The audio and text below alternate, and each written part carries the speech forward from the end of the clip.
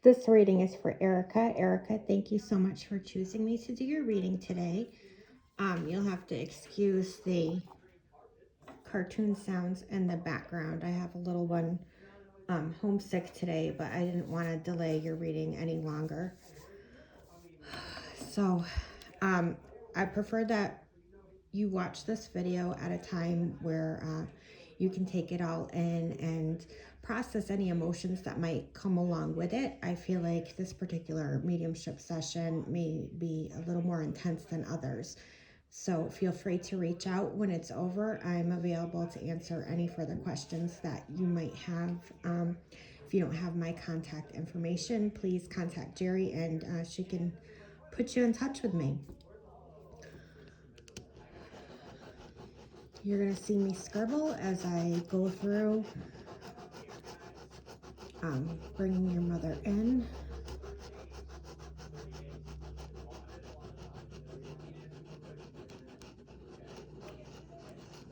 Your mother had a really hard childhood. I feel like both her parents, your grandfather, your grandmother, Mama, Papa, were pretty unhealthy.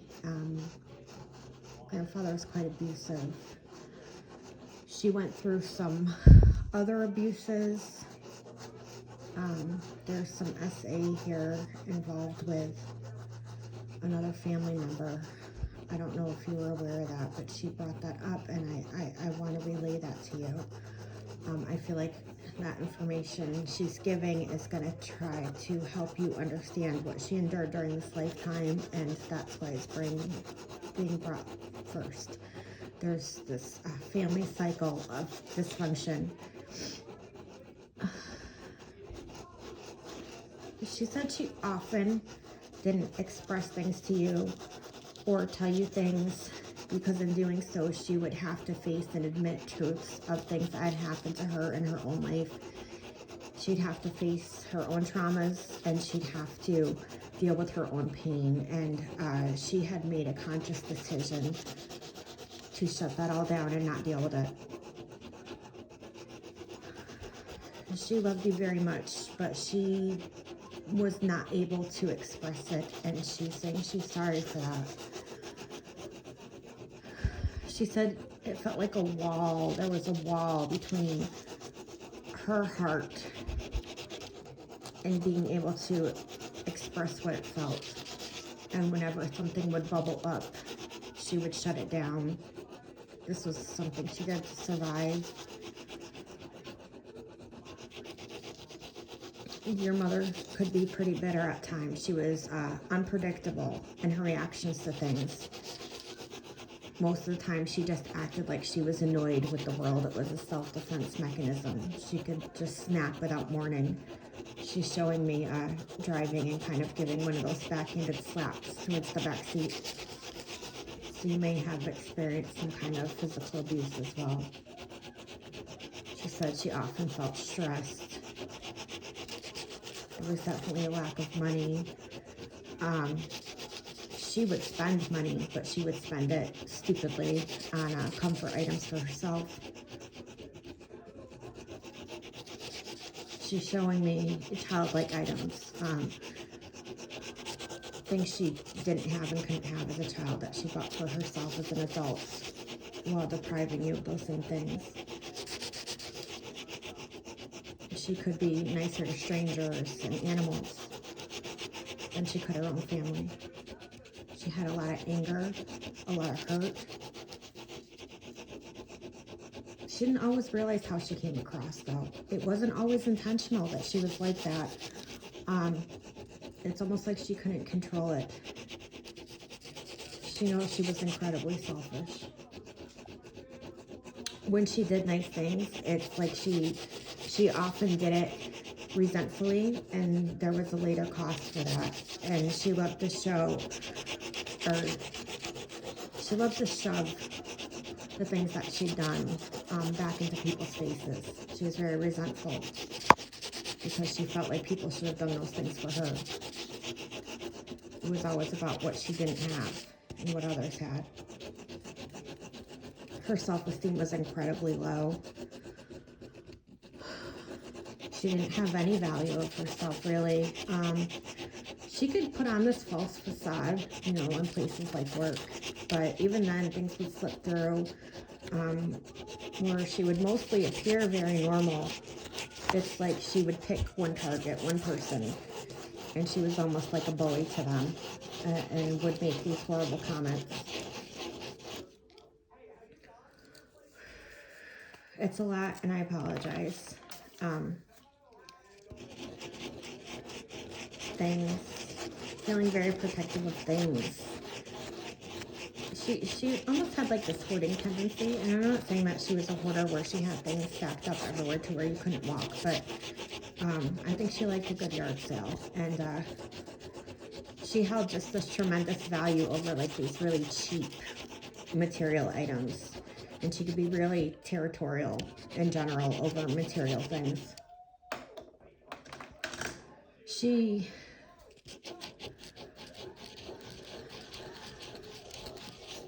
had specific items, like specific items in the fridge that were just hers. They're just mine. Don't touch. These are mine. Don't drink my drink. Don't drink my drink. I feel like there was fights around food. Food was an issue in the home while you were growing up. These things were hers. These things were hers.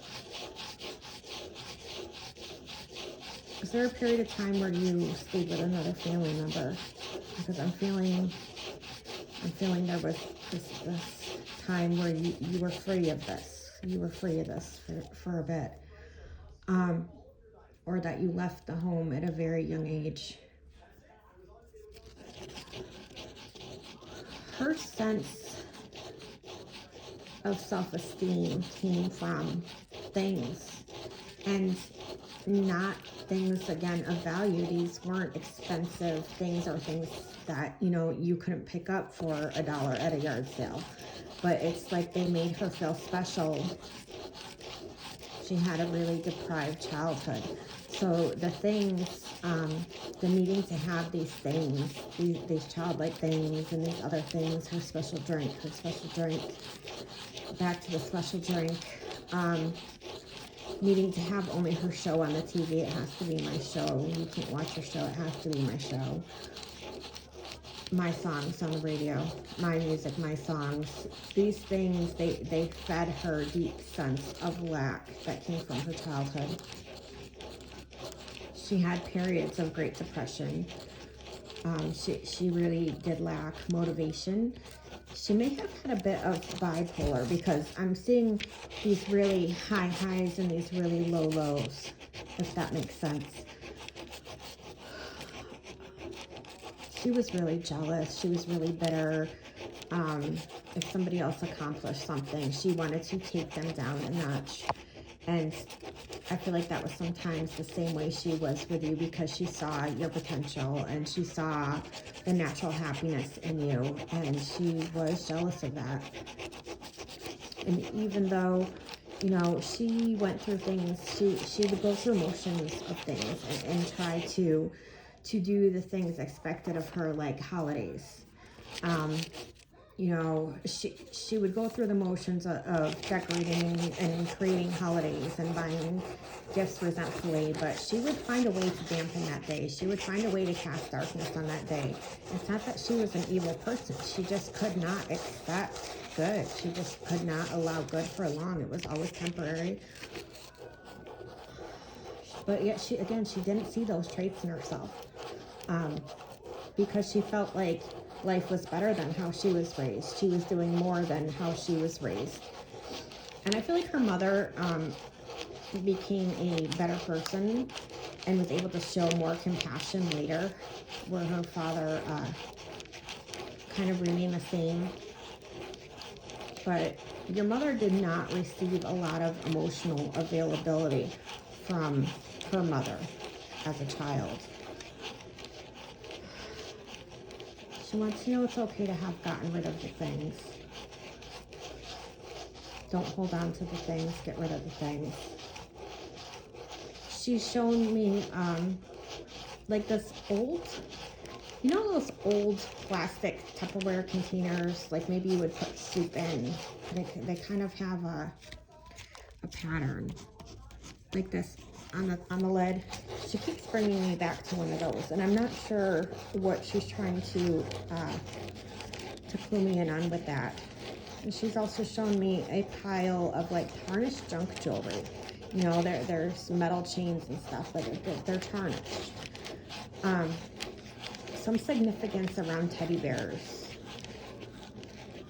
And a noodle type dish, like a noodle casserole dish. I don't know if that's something she would make. The 4th of July or Memorial Day, because she is showing me flags. She's showing me cookout. So there's something around that day of significance. She had a loud laugh when she did laugh. And there are times when she laughed, and there are times when she could, you know, be what you needed her to be. It just didn't last long. This loud laugh, almost like a cackle. More like a cackle. I don't know if she formally smoked, but she's definitely picked up the habit again. I definitely smell smoke around her. And she's showing me playing cards. Cards similar to like solitaire. So I don't know if she played solitaire, played cards. She is on the other side. There's a few names that come through, and names are not my strong suit, but maybe you will be able to connect them to people in the family or social circle. She has brought up a name like Barbara, a name like Luke or Lucas, someone named Ed.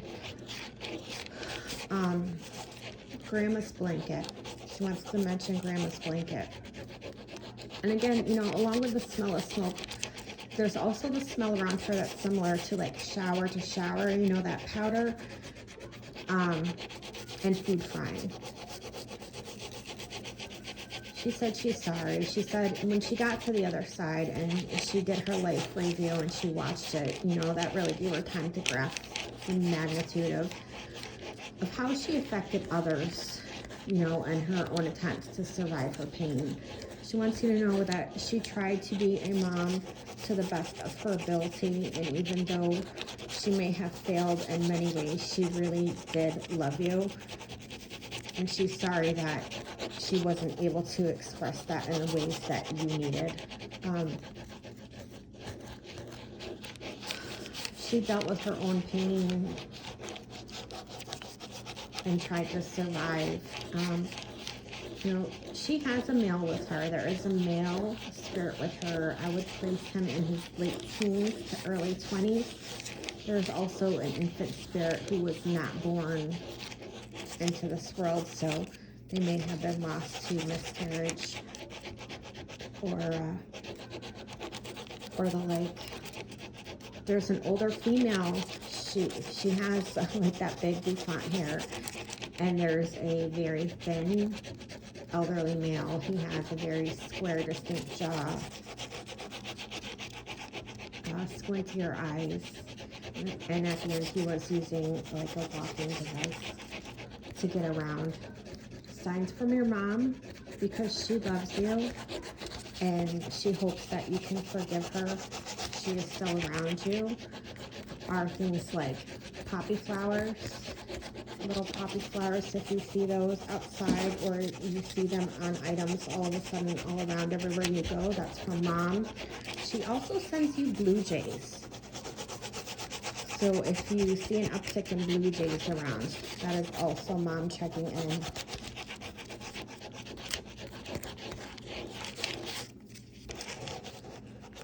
And I feel her pulling away, so I know that this reading is coming to a close. I know it was intense, and I am sorry for that. If you have any questions, again, reach out. I'm sending you endless love, and we'll talk soon. Bye-bye.